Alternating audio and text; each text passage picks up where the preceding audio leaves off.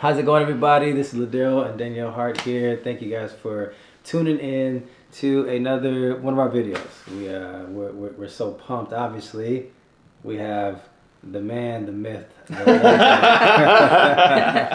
Rabbi David Kalmus, all the way from Israel. Yes. And in our home. In our home. This ain't a background. This is like this is real. This isn't a background we put on Zoom. This is like legit our house.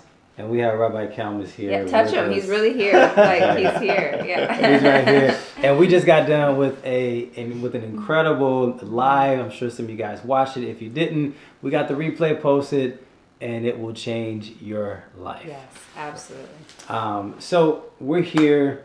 We wanted to just chit chat on marriage and family. We can't let you get back to Israel out of our house without us kind of touching on, you know, what does Rabbi Nachman of Breslov teach, and what is his thoughts about marriage? Let's just start right there, jump right into it, not playing the games. What does he say? Okay, very good.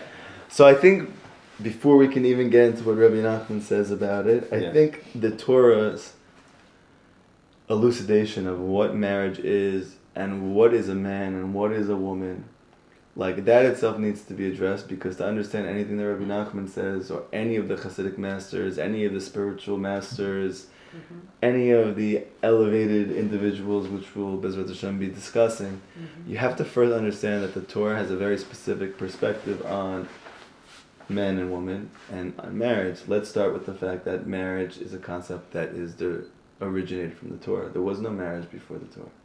Right. So if you want to figure out how can we be married successfully, you should probably look at who created marriage, right? You know, a lot of people, they're wondering, why are we not successful in being married? Why is the divorce rate so high? Right. Obviously, there's a lot of reasons. Nobody gets divorced for one reason. It's always a multitude of reasons, stressors, challenges, difficulties, experiences that contribute to, you know, that very challenging situation, right? But let's say, for instance, I created a new sport. It's called basketball. Right, and it's this dimensions. It's with this ball. It's with this rules, and this is how long it goes. This is the refs, and this is what they have to do, and there's how many players are on each team. Now imagine that game became so popular that everybody's playing basketball. I don't even know that's what it's the first I like it. Okay, so now the whole world's busy playing basketball, but everyone, like, along the way forgets that I created basketball. And so everyone's doing their own version of basketball. And now, like, in this country, they're doing basketball, and somehow it turns into an all-out world war over there. Yeah. These people doing basketball, and they start blazing and smoking weed after the game, right? These people are doing basketball, and it's a lot of fun. It's really cathartic and therapeutic for them. And everyone's having their own different experiences with basketball, right? So, but really, like, you have to go to, where does marriage come from? Where does basketball come from? When you find out where it comes from, then you have a good shot of doing it in a way which is contributing to your well-being, which is contributing to the joy in your home, which is actually making it be matzliach, successful. You know, let's say, for instance, what's the divorce rate in the country right now? 70%, 68%. Okay. So in California, I know when I was in graduate school in social work, they said that I think in general it was like 50% in the country, and in California it was the highest. It was like 70%. That I'm actually thinking about California. No, but it could be since I went to school. Yeah. I'm sure that the divorce rates have gone up across the board, right? Why? It's not because anybody's bad. The guy's usually a good guy. The girl's usually a good girl. Obviously, there's circumstances where you have outliers. Right. So why can't they make it work? Because they don't know what marriage is. And it's not their fault, because marriage is an actual specific thing that has a whole entire structure and infrastructure, supports, things that make it work and flourish and things that make it fail. You have to find out what those things are. Otherwise, like, you're playing basketball and you don't know how to play basketball, and you're wondering why it's turning into this thing, right? Okay, so marriage comes from the Torah. That is a Torah concept, that we get married, we spend our life together, we have legal obligations to each other, which are both emotional and psychological and financial, and right? So let's find out how does that work? What does that look like? Yeah. Part of that working is understanding the Torah's idea and concept behind what is a man and what is a woman. Now this goes completely antithetical to modern secular understanding of humanity, which is that we are more like amorphous blobs, that we could be anything, and therefore if I want to be a woman, I could be. I just need to associate myself if I feel like one, right? And the opposite. Or I'm not even a person. I'm not a man or a woman. I don't identify as either, right? And none of this is to delegitimize people's experiences and perspectives. I love everybody. I don't judge anybody. Sure. I've been in a lot of these situations myself, and I've had these same confusions about myself.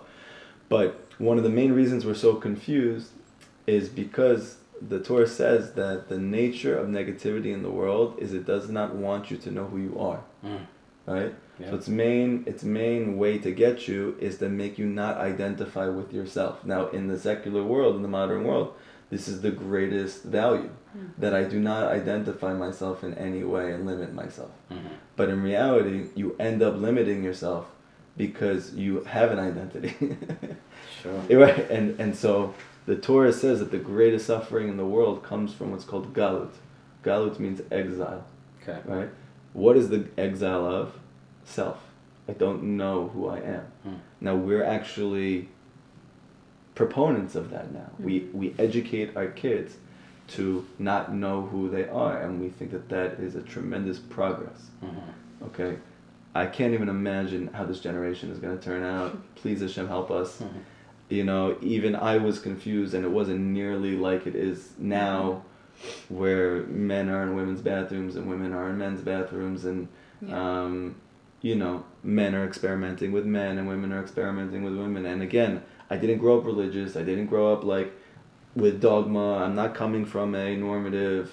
I wear black and white, and so I have a certain perspective. I'm just speaking out loud. Like if you're teaching your kids that they don't have an identity of their own, you're really putting them in a tremendous sakana. You're putting them in a tremendous danger.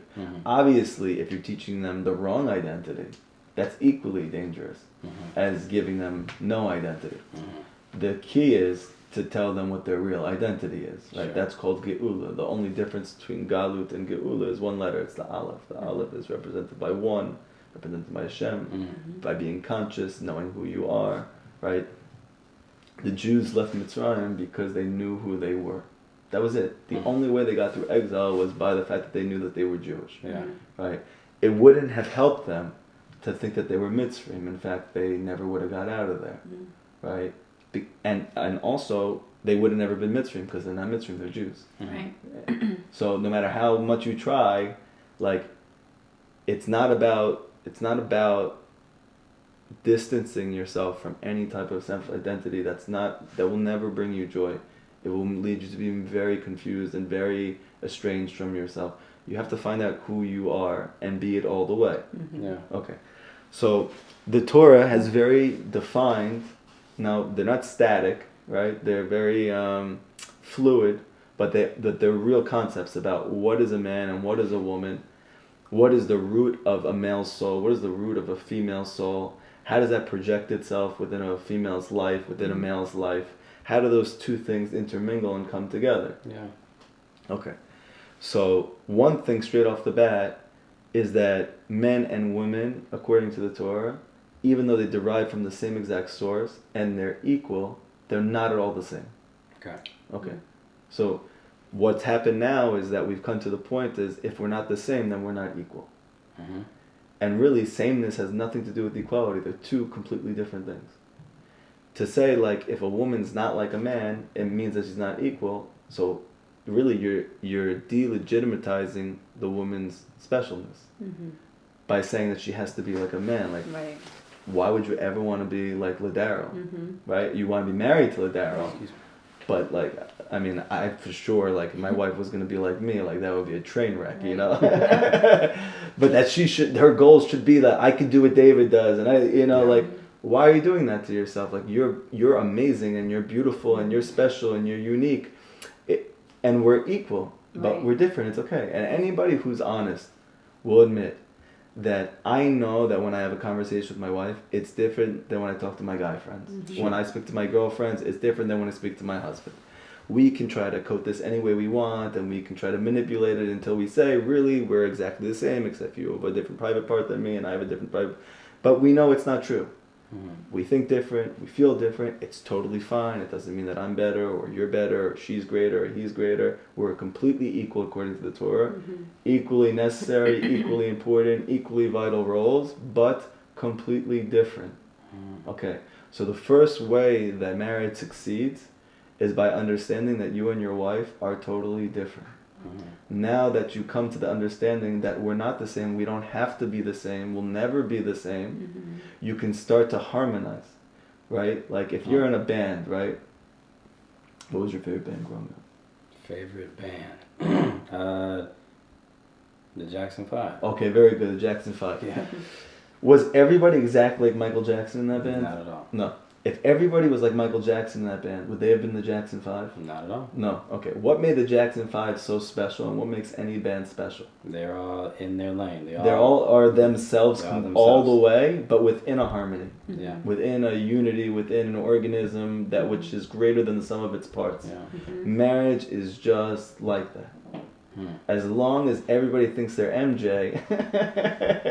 Beautifully said. Yeah. So yeah, and that's really what. That is incredible. Why is this falling off? I can edit that. Yeah. I don't know. So we'll go into why is that? Okay. Yeah.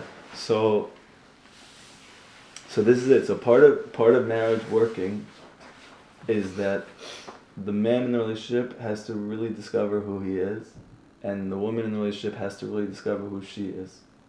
She has to come to full terms and acceptance and love for who she is, and he has to do the same for himself. Mm-hmm.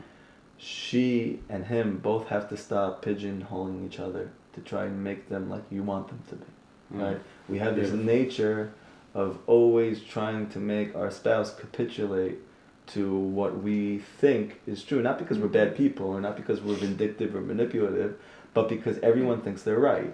Sure. Right? Sure. But the Torah says you're both right. You just think totally different, right? Like if you're looking at the world, right? There's a way to look at the world in like a 3D way, but now we have something called quantum physics, right? Mm-hmm. Quantum physics comes out to completely different understandings of the universe than all science before that, but it doesn't deny the science that came before that. It's just looking at it from a totally different view. Mm-hmm. So same thing here. Women or men are different.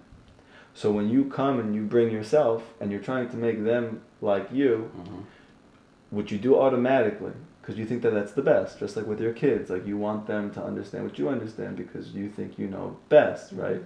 And you do, but for you, right? So it's coming to the understanding like I'm okay with the fact that my spouse won't understand me. Mm-hmm. It's okay that we will not agree on this. That doesn't mean we have to fight. Sure. Paul, why is the fighting coming? Because I think that only when you think like me, we're going to be okay. And so we keep going at it until you think like me and you think like me. And really we could just completely think differently. That's totally okay. Yeah. Right? A lot of my fights with my wife in the beginning came because I didn't grow up thinking like this. I grew up thinking I was amorphous and she's amorphous. And so if we could just think it through all the way together, you know, you'll think like me and I'll think like you and we'll get and that never will happen. Right? It's not supposed to happen. Yeah. Right? Okay. So that's the first thing. Men and women are different. Now that I know that we're different, I can learn to understand who I am, value it, and equally value my wife, but coming from where she's at. Right? Like I don't mean to. I'm not using this in this way, but I'm just the first thing that's popping in my head. I used to be a clinician and a social worker, right? Mm-hmm. So I remember I had one of my first clients. She had schizophrenia, and she spoke about things that on paper didn't necessarily happen, right? Now a person could come to her, like naturally, like you would normally do, and think, what's the best thing I could do for this person? Tell her that this isn't what happened. Because then once she knows that this isn't what happened, she'll be able to get past it, because it never really happened. Right, okay. But for her, it did happen. Right. It doesn't really matter what really happened, because what really happened is her experience. Right? So what does a good clinician do? He meets her where she's at. Like, oh man, that's what I said to her. Like, wow, that must have been really hard for you. And she's like, yeah. And you could see like this total like relief. Like, yeah, like that was, yeah, thank you. You know, that was like so validating. Right? I don't know if it's true or not. It doesn't matter. Everyone sees the world from their own bubble. Everyone sees the world from their own perspective. Everyone is projecting all of their own inner reality onto the world. You don't see the world as it is. You see the world through yourself, right? So you meet your spouse where they're at. It's very, very important to understand that. And so like, let's say for instance, my spouse comes home and she had a hard day. Right? And my nature as a man is to look for a solution to the problem. Right? So like I'm gonna be like, oh, it's like a pretty simple quick fix. You just like, if you do this and you do this, the problem's gone. She's like, why don't you understand me? I'm like, I do, I got it. Like this is the problem. This is how you fix the problem. Like, and you're gonna be totally fine. And then she's getting frustrated with him, and then he's frustrated that she's frustrated with him. Like, why are you frustrated with me? I heard you, I'm with you, I love you, I'm listening to you, I want to help you. This is a real solution to your problem. And she's like, gosh, like, why can't you hear anything that I'm saying to you? Like, why? Like, give me some support, give me some love, give me a hug, you know? Like, and he's confused, and you're confused, he's hurt, you're hurt, right? I once heard my cousin say, like, people have different love languages. Yeah. Right? So, like, she was using this example of, like, for her, my cousin said her love language is acts of service. So when my spouse, my husband, does things for me in a thoughtful way, that shows me he loves me. Sure. Where for him, he doesn't need that from her. Right. He likes when they spend time together. Right? So when she doesn't want to spend time with him, he feels like she doesn't love him. And when he's not doing the dishes, she feels like he doesn't love her. Sure. When he's thinking to himself, what does me having the dishes have to do with me loving you? Right. And the other way around as well. Right. Right? But everyone has their own love language. Everyone has their own identity. And so marriage is the coming together of two diametrically opposed entities coming to a greater harmony, a greater sum of the parts than the parts themselves, like a band. Right? Yeah. I am the guitarist. I'm not trying to make you become a guitarist. I love that you're a drummer. And I want to learn about the drums. And I want to experience you playing the drums. And I want to see what it's like from your eyes as a drummer.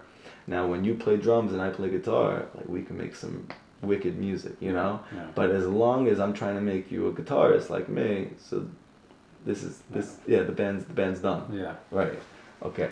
So this is like a big thing. Men and women are different. It's totally okay. We're completely equal. Yep. Let's start from there. Okay. Now that we have come to that like understanding, we can move beyond and start to understand the teachings of Chassidus. Okay. Right, and how this applies to, right?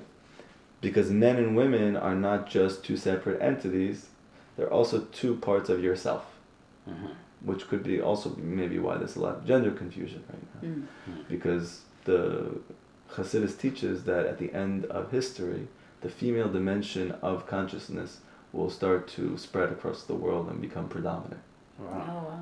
Oh, wow. Which is part of the reason why the Lubavitcher Rebbe said when he came to America from Europe that there was this feminist movement starting and women power movement. He thought it was great, and they're like, why is that great? And he's like, because that's Geula. Right, that's like a window into the Geula. That there's the female dimension of reality is becoming prominent. So too, you have to come to understand what does it mean to be masculine and what does it mean to be feminine. Okay, according to Chassidus, according to deeper understandings of spiritual truths. Okay, so according to Chassidus and Kabbalah, male represents potential energy. Okay. potential reality, okay? Whereas women represents actual reality. Now you'll see this actually, if you think about it, project in almost every areas of your thinking and your acting and your relationship. What was Ladero like before he married you? I'm sure he had a lot of dreams, right? I'm sure he had a lot of plans. I'm sure he had a lot of ideas. I'm sure he had a lot of potential to do all of those things. Yeah. But he may not have done any of those things, right? There's nothing wrong with Ladero. He might have attributed to the fact that he's a failure. He might have thought that I'm less than. He might have thought that there's something wrong with me, right? But the real reason is because a man represents potential reality. And the reason why the Torah says it's not good for a man to be alone is because the world wasn't created that you should exist in potential. It's that you should become actual. Dang. Right? It doesn't say for a woman it's not good for a woman not to be alone. This is about men. Right. Just for a man. Yeah. I gotta get some water on that. Dang. Okay. Right. So men, like, and they project this physically. Why? Because when men and women are together, he gives forth seed. Right now, according to science, that seed contains millions of possibilities for a child. But if he's alone, it never turns into a child. Right. So he is just like that seed. He is this unlimited potential blob. But he's nothing. Sheesh. And that's where all of the suffering of a man comes from, right? And on the other hand, women represent actualized, concretized reality. So that's part of the reason why in general. Now, obviously, these things that I'm speaking about, they apply on many different levels. That means that there are certain women who could have more male-dominated consciousness, and therefore maybe they are more like Ladero in that sense, and also women the other way as well. So again, this is not a static reality. There are outliers, and everything needs to be addressed, and it's, every rule has its exceptions. Sure. Okay. So women represent actualized reality. Alright, so I'm just gonna keep that off Okay. right now. So as long as we can be seen, we Amen. good. Okay. Okay. So now, and that projects itself as well physically, because she has one egg that tries to attach itself to one of your millions of possibilities. Right?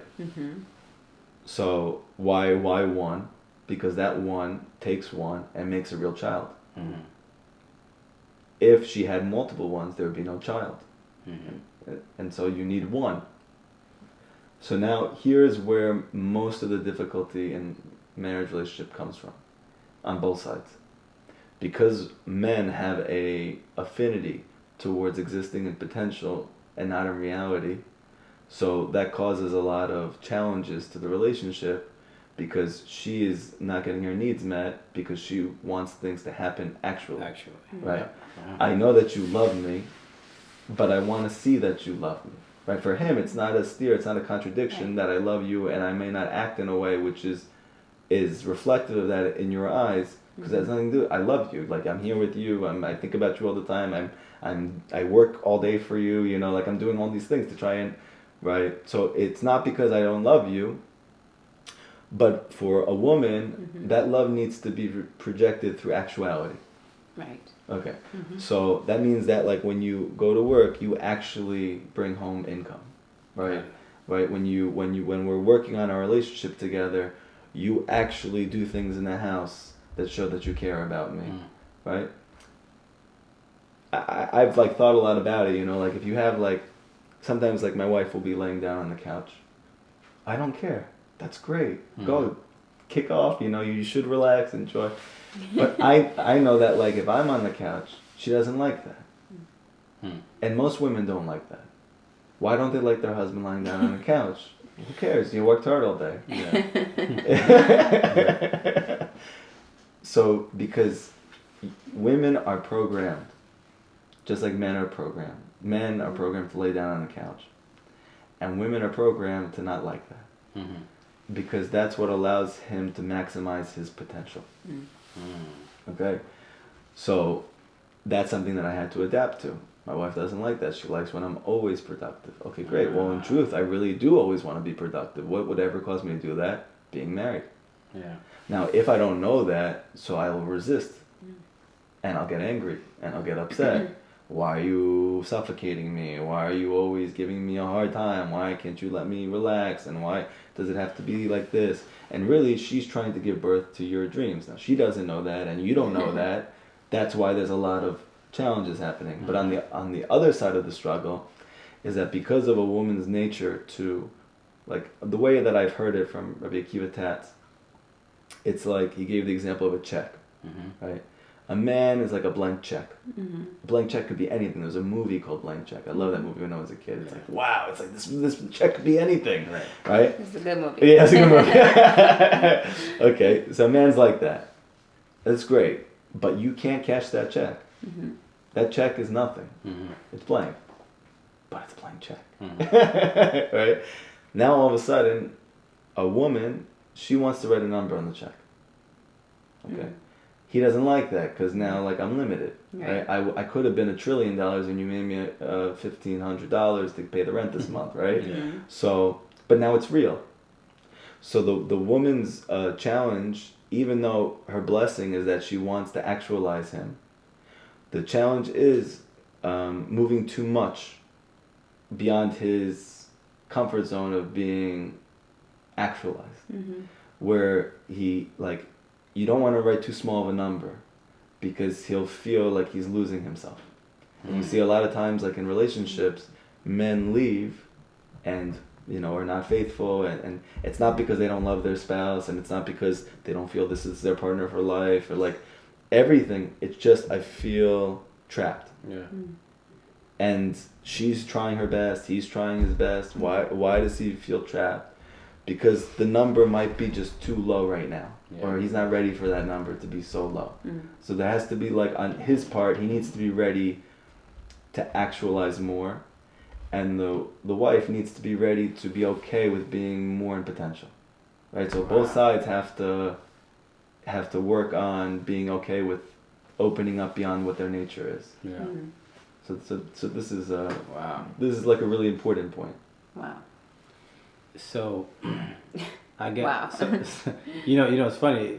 Like we asked a question, and it's so incredible that you had all of that just off the head. You know what I mean? Yeah, I was like, that's it. That's the video. That's incredible. The fact that you can just kind of spit that out. You're embarrassing me. I don't know. I'm sitting here trying to be like, wow, that's incredible. Yeah. So I guess with that being said, you know, how, I don't know, on a very, very practical level, how can a man get to that point, that place? Like, how does he reach? So it starts with knowledge. It starts with knowing this is what my wife will be doing, and it's good. Wake up in the morning ready to grow. Don't wake up in the morning waiting for your wife to acquiesce to you. Like, she's not gonna acquiesce to you. Yeah. She didn't come to your life for that. She's not made for that. She is here to help you become you all the way.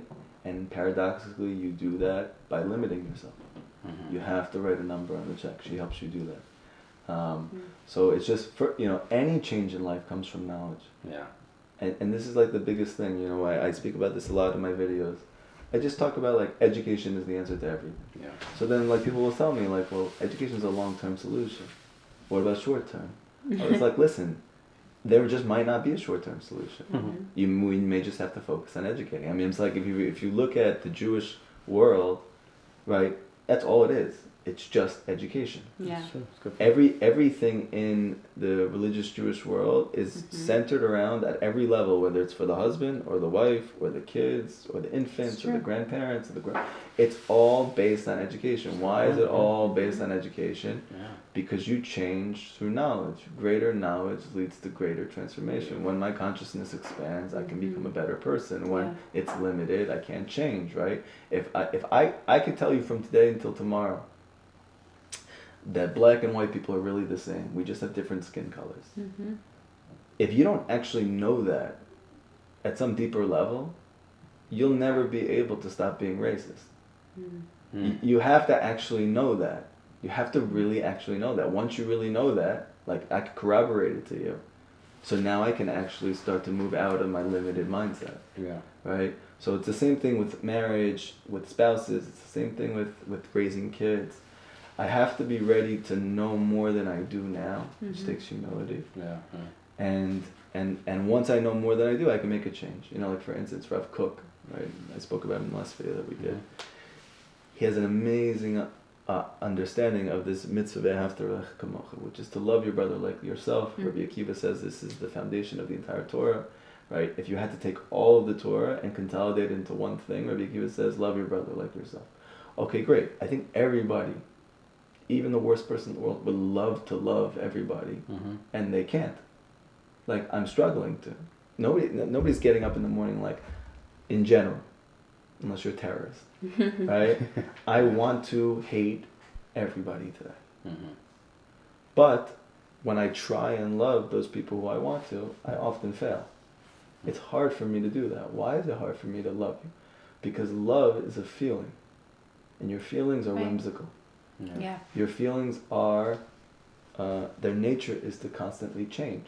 Right. So if, now that bears a question, if the whole entire foundation of the Torah is to get you to love your brother like yourself, this is a mitzvah. This is not it's not good advice. This is a mitzvah like you're chayav, you're responsible to do this. Yeah. How can I be responsible to love someone all the time? Yeah. That's impossible. Right? So comes Rav Kook to say, because this love is based on knowledge. This love is not based on a feeling. That's the reason why there's sinat chinam, there's baseless hatred. Why is it called baseless? It doesn't mean that there's no reason for it. It means it's not a good reason. Everyone hates somebody for a reason, right? The reason is just a bad reason. So you need to learn more about who they are, who they really are, and when you know who they really are, now you can love them unconditionally. Yeah. Because the love is coming from something greater than feelings. I have an understanding. Right. That understanding doesn't change. Right? I have a kid. That kid's my kid. I understand that.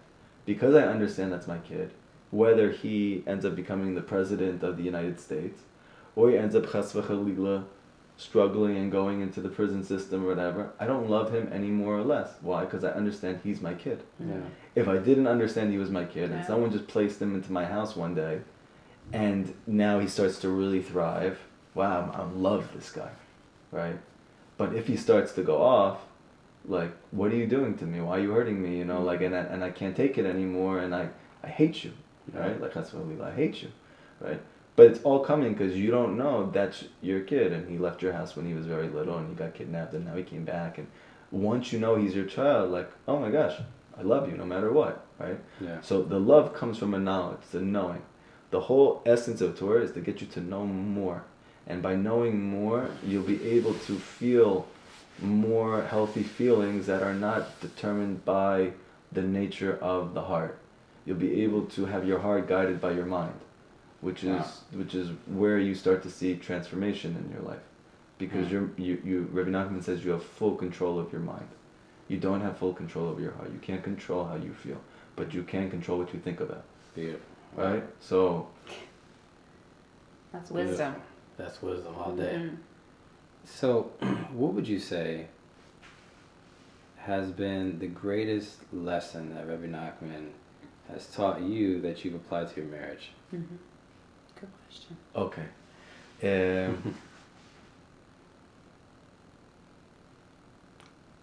Few things. Okay. I would love to do one thing, but there's probably a few things. Okay. One thing that it's not just Rabbi Nachman, it's the Baal Shem Tov, it's Chassidus in general. Okay.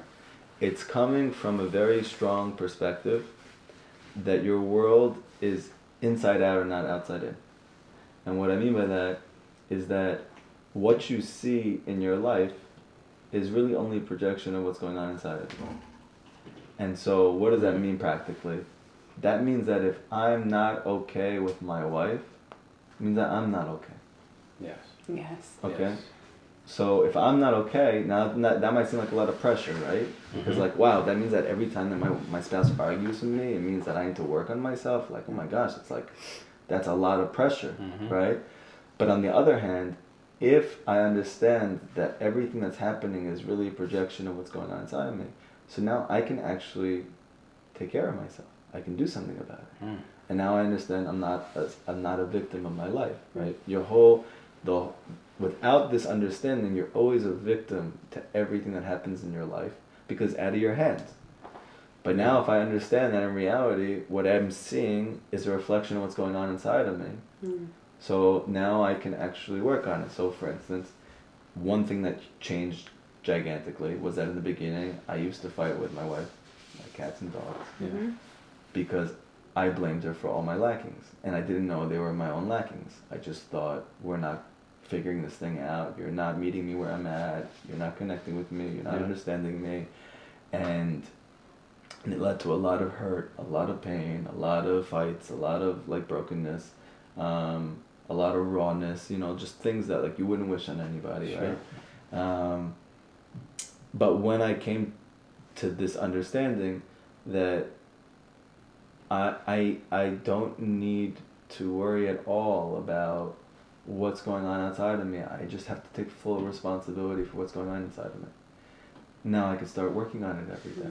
Got it, yeah. Right? So that was the first thing. And now I'm not a victim of my relationship with my spouse. I am like a proactive protagonist. I'm like the hero of my own story. And I don't do it by getting her to be like I want her to be. I do it by confronting my own lackings and actively working on them every day and not projecting them out on others. Right? So that's the That's first great. thing. That's Yeah. great. Second thing is that Rabbi Nachman says in many different ways that joy is the cure for everything. Mm-hmm. Joy, he says, is the cure for actual illness, which we see bared out by modern day science that the main cause of illness is stress. Mm-hmm. Right? So what's stress the opposite of? Joy. You're not joy and stressed at the same time. You'll be Right. excited and joyful, Right. but you're not stressed. Right? Stress implies a lack of joy. Right? Rabbi Nachman says explicitly that all illness comes from a deficit of joy. Yeah. Okay? So, but illness is not just a physical symptom. Illness can be a disharmony between me and my spouse. That's a form of illness. Sure. Feels the same way, Mm. right? So how do I fix that? Joy.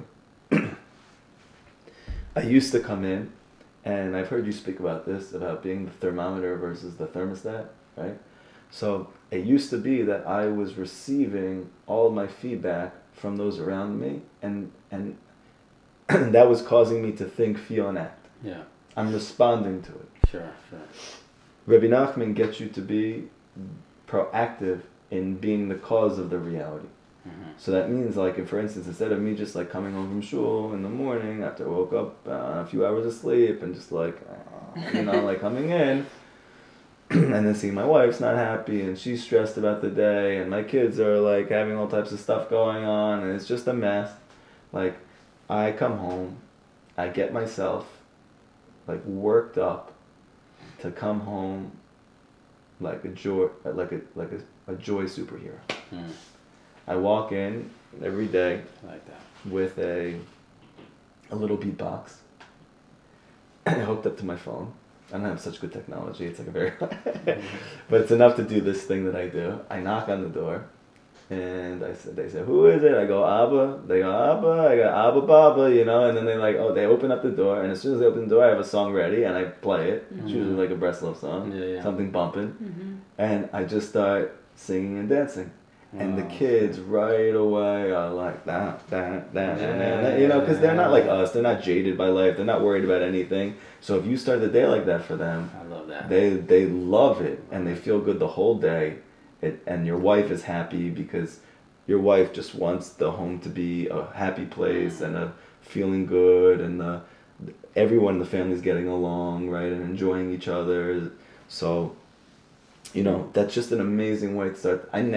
That's a crazy thing to do. Like, I would never think to do that on my own. I'm already getting up like at 5 a.m., 4 a.m., 3 a.m. to do this whole Rabbi Nachman Seder, right? So my eyes are rolling in the back of my head by the time I get up into the house. Yeah.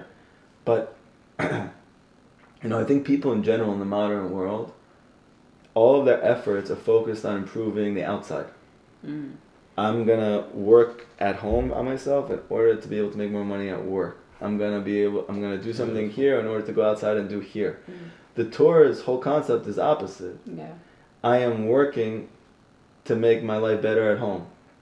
I am learning to have a better relationship with my spouse, right? Like, I'm not trying to escape here to make that better. I'm trying to learn from there and bring it in to make this better, right?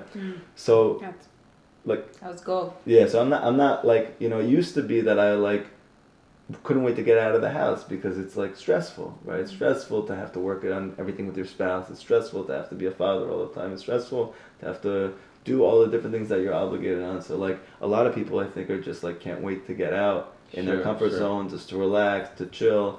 Like, and then like you hopefully have a good day, you come back home, you're like, let me just get through these 2 hours, and then like everyone gets to sleep, right? But now for me it's the opposite. It's like I am praying in my hippoda, dude, every day. Help me to be the best father I can be. Help me to be the best husband I could be. Help me to go home with as much energy, if not more energy, than when I'm with my students and when I'm with my friends. Like, I heard this once from a rabbi. They said to me, you know, you have a certain koach to help a lot of different types of people. And that's great. But don't forget that those could be and could not be people that Hashem wants you to help. But there are for sure people that you know that Hashem wants you to help, and that's your family. Right?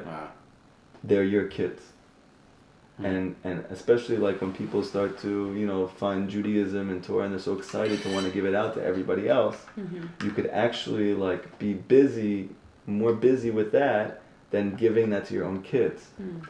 And it's not coming from a bad place, it's coming from a good place.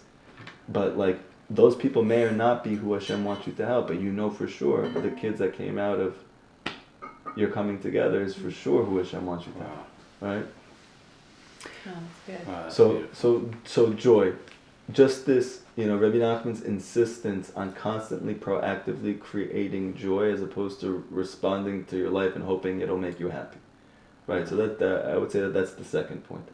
That proactive joy makes the avir, the temperature, the weather in the house really good, and it creates like the fertile ground for you to really have good relationship with your spouse. So I think that as opposed to me coming back somber and like, even if I'm tired, just to push it and to, you know, when I'm on my own, I can just, you know, fall on my bed and go to sleep and do what I need to do. But let me give this everything I have, not at work, when I'm at home. That's beautiful. Right, so I think those are two big things. But it just makes me think, like, in other words, it's our responsibility as the men to make sure that there's peace in the home. Sure.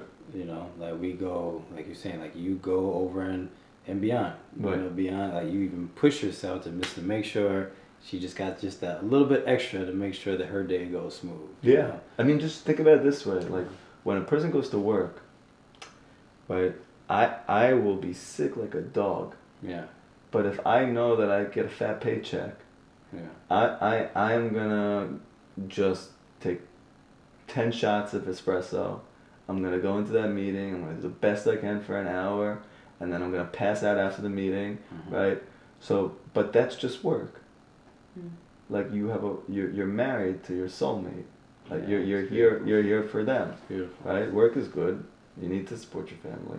But that's not why you're here in the world. You're not here to work. Work is a means to an end. What's the end? Your family. Beautiful. Wow. You know, unless you got a question? Okay. I was going to say, I think I was reading in one of Rav Shalom Arush's books, and he was talking about the concept of men being the givers. Right. And a lot of times men want to be the ones on the receiving end. Right. Right, and that's one of the things that really creates a lot of challenges in marriages. Right. And so, like I've been really making sure that I'm working on that very, very intentionally, especially as of recently, especially after reading it. You know, I want to make sure that I'm always in a place of giving. Right. You know.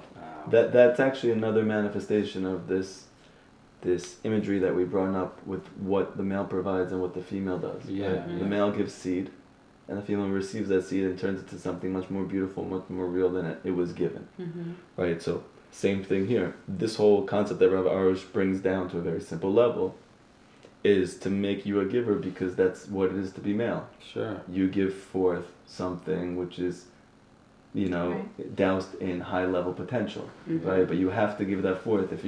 If the man is looking to receive, so there's no intimacy. Sure. Right? So that's how, and that's also with the woman, like, she really is, her greatness and her beauty and her uniqueness comes from the fact that she's an incredible receiver. Now, for a lot of men who don't know that is a differentiation between us, so there can be a bitterness that comes, right? Like, why am I constantly feel like I'm working so hard, and I'm trying to give, and I may not feel like that's being requited on the other side. And the answer is, like, very simple. She's not supposed to be doing that. She wasn't made for that. Like, and that her perfection is that she is the greatest receiver, cultivator, and creator of reality. She's the Aim Kol Chai. She's the mother of all life.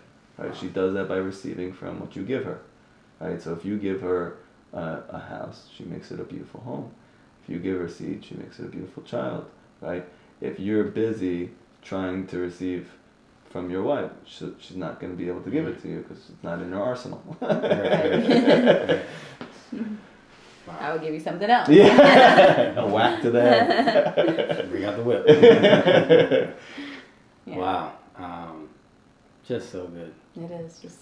I mean, I'm sure people on here, when they're going to see this, they're going to just be in awe because, like, just everything that you mentioned is what's lacking in the world, and I think what society has portrayed of what marriage really is all about is totally opposite of what you just shared, which 100%. Is why there's so much confusion in the world of, like, how do I make this work? Why are we so frustrated? Why can't we, communicate right? Like, it's that whole concept of what you said, which is so rich. It's the knowledge.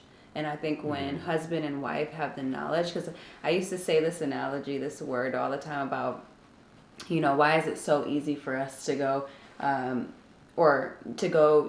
get a driver's license, or no, to go get a marriage license, but it's harder for us to get a driver's license, right? You actually have to take tests, you have to study, you have to be in a class, you have to be with a teacher. But when it comes to a marriage license, as far as in regular society, obviously in Judaism, it's a little bit different, but that's easy, and it shouldn't be easy. You should have that knowledge. You should study and understand, okay, what is this all about?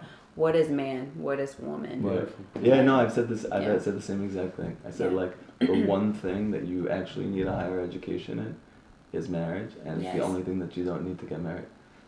And so I'm with you 100%. Yeah. You really need a tremendous amount of knowledge, resources, support. It's the most beautiful thing. It's the most painstaking thing. It takes the most effort. The thing I'm most proud of, like, in my life, is the fact that not just that I stayed married, but that we really made it work. And so, like, even more than Torah that I've learned, or classes that I've taught, or, like, things that maybe on paper like, for me, being married was by far the hardest hurdle to overcome. And there's nothing wrong with my wife. She's perfect. And there is some wrong things with me, but that's not why there was problems. The problems is because I don't know what marriage is, and I don't know who I am. I don't know who she is, and she doesn't know who I am. She doesn't know who she is. But, just on a very basic level, if you just look statistically, like, what is the divorce rate in people who learn Torah on a consistent basis? It's much, much lower. Right. So, exactly. right. So why is it so much lower? So either you could say because they just refuse not to get divorced, or maybe they just have a totally different understanding of what being married is, and how that projects itself in the family, and what you're looking for from your partner and what you're not. Like, someone once came to Rabbi Natan and said, I want to get divorced from my wife. So Rabbi Natan is Rabbi Nachman's main student. So Rabbi Natan said, does she cook food for you? And he said, yeah. He's like, does she make sure that the house, like, looks decent? He's like, yeah. He's like, so what else do you want?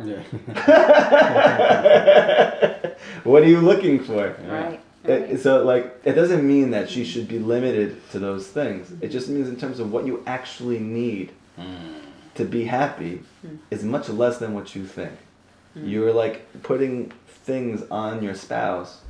She like I once like I heard once amazing thing. I told my wife this and she told me this really changed everything for her, which is unusual for us because usually like these things that maybe you're connecting to that I'm saying, she doesn't hear it in those ways. She needs to hear it like in some other way. You know, everyone needs to hear it in their own way. But I told her once that I heard that there was a conference and there was a rabbi and he was teaching a class and he asked, there was men on one side, women on the other side, and said, who has a spouse that doesn't make them happy? Stand up. And obviously it's weird anyway because your spouse is on the other side, so who's going to want to stand up in front of anybody? Yeah. It's a very weird situation. I don't understand like the context of it. Right. But obviously nobody stood up except for one woman. So he said, why are you standing up? Why do you feel like your husband's not making you happy? So she said back to him, there's nothing wrong with my husband, but my husband doesn't make me happy. I make me happy. That's why my husband doesn't make me happy. She's not supposed to make me happy. I'm supposed to make me happy. And so this is something that I told my wife because like there were times in the beginning where she would talk about things that she was struggling with and like at some point I told her and like listen, I have a lot of lackings. I have a lot of things that I struggle with. I'm actively working on making myself happy. Like what I'm learning from the Torah, what I'm learning from Chassidus is that it's actually impossible for me to make you happy. Because no matter how much I know you, understand you, connect to you, care about you, I can never know you like you know you. I can never give you like you know. Nobody can do that for another person. That's true. So who can help themselves be happiest? Only himself. Yeah, that's right. And now all of a sudden, once I'm not looking for you to make me happy, I'm looking for ways to make myself happy, then everything you do is like a cherry on top. Right? And that's what Rav Natan's saying. That is she normal? Is she abusing you? Like is she no, she's not. So then what do you want from her? Right. Yeah. She's good. You got everything you need. Yeah, you got everything you need. So then, but she's supposed no. You have to make yourself happy. That's beautiful. And then all of a sudden, anything she does for you is mom is like a cherry on top, and that's what it's supposed to be. It's not. That's not low expectations. It's about understanding reality. We're stuck in like these paradigms and these understandings that the world and the media is trying to like stuff down our throat, and like just like sit down and think to yourself alone without any noise. Is this real? Does that resonate with me as being real? Do I really think that me and my wife are exactly the same? Or do I always joke around with my guy friends about like I don't understand my wife at all? Yeah. Why do I do that? But then I say that like religious people are fanatics and that they're like they've lost any sense of progressiveness and like they don't understand what's going on. But I myself, in the privacy of my own heart, would admit like I'm not like my wife. So we have to like find some type of resolution there. Yeah. Beautiful. Wow. Listen, we really hope you guys have enjoyed this. You know, we wanted to really make sure that Rabbi Kalmus did not go back to Israel without giving us some of this, right? To really be able to really help, help elevate our relationship so that we can take our marriage to the next level, in our home, right? And because when it's important that when my wife and I have it together, then our kids have it together. We can now instill new lessons and teachings within our children, and then our house grows, and then our community is affected. Then the city, and then so on and so on and so on, right? And then everybody that we've been able to meet, online, and we want to be able to continue to grow and be able to help you guys as well. And so we just want to say thank you so much, Rabbi. It's my pleasure. For every single word that you shared with us. We took it to heart. I'm so glad that record button is on because we get to look back on this forever. Yeah, and keep listening and learning from it. Like that's the beauty of having these videos. It's just you can pause it, rewind it. What did he say right there? Oh, let me go back, and take notes on it as well too. That's very important. But we are just truly grateful. Thank you for coming to our home Yes. and just sharing your wisdom, sharing, some of Rabbi Nachman's teachings, and also even just sharing just things from Torah that's just so rich Yes. and needed in the world. So thank you. Let me conclude on one point. Yeah. Please. Rabbi Nachman said, if you believe you can break, believe you can fix. Mm. Nowhere is that more applicable, important, vital than in your marriage, because there's many broken marriages. Yeah. And people love each other and they can't get it together and they feel like this is unsalvageable. Wow. Rabbi Nachman says it doesn't matter how much it broke. If you believe it could break, you must believe it can fix. And so, all of these things, whether you feel like you're very far from the things that we spoke about, maybe you don't even resonate with anything I said, no matter what's going on with you, this is on a personal level as well. Rabbi Nachman's message to you is, if you believe you can break, you must believe you can fix. Okay? And this is most vital, crucial within your marriage, because if you feel that you're so far, so then you're like, well, how are we ever going to do this? And the answer is that this is the greatness of God. That he can take a moth and turn it into a butterfly. Wow. And we're all like moths, It's black, it's dark, it's hard, it's nobody wants to hang out with a moth, It's like, I don't want it as a pet. But a butterfly is like, It's beautiful. so beautiful. Yeah. Wow. How can people find you? I was just going to say that. Yeah. You can call me. They would love that. Yeah. You can email me at rabbikalmus@gmail.com. You can find all of our classes on our YouTube channel. It's called Tzion Breslov Project. That's our organization. It's a non-for-profit organization where we are trying our very best to give forth Rabbi Nachman's teachings in the most meaningful, authentic, genuine, and resonant way for people in our generation. So we have a website, tzionbreslovproject.com, and we have a YouTube channel, Tzion Breslov Project YouTube channel. You can look us up there, you can subscribe, watch the videos, and Bezrat Hashem, as time goes on and more connections open up and more resources open up, there'll be a lot more than those two things, but that's where we're at right now. Awesome. We'll make sure we put all of those links in our description, so that way you guys can that way you guys can follow. He has some incredible, over 500 videos on your YouTube channel, which is incredible. So if you like what he just shared today, you definitely want to make sure that you subscribe, so that you can take some of that wisdom and then apply it and share it with your friends, share with your family, and just go from there. So again, thank you so much for everything that you do, everything that you're doing for the world. And may Hashem continue just to bless you and your family, and you have major brachas and hatzlacha and everything that you do. And we pray lots of blessings for Tzion Breslov Project as well. Amen. Thank you so much. You're welcome. Appreciate it. Guys, have a good night. See you on the next video. Chodesh Tov. Chodesh Tov.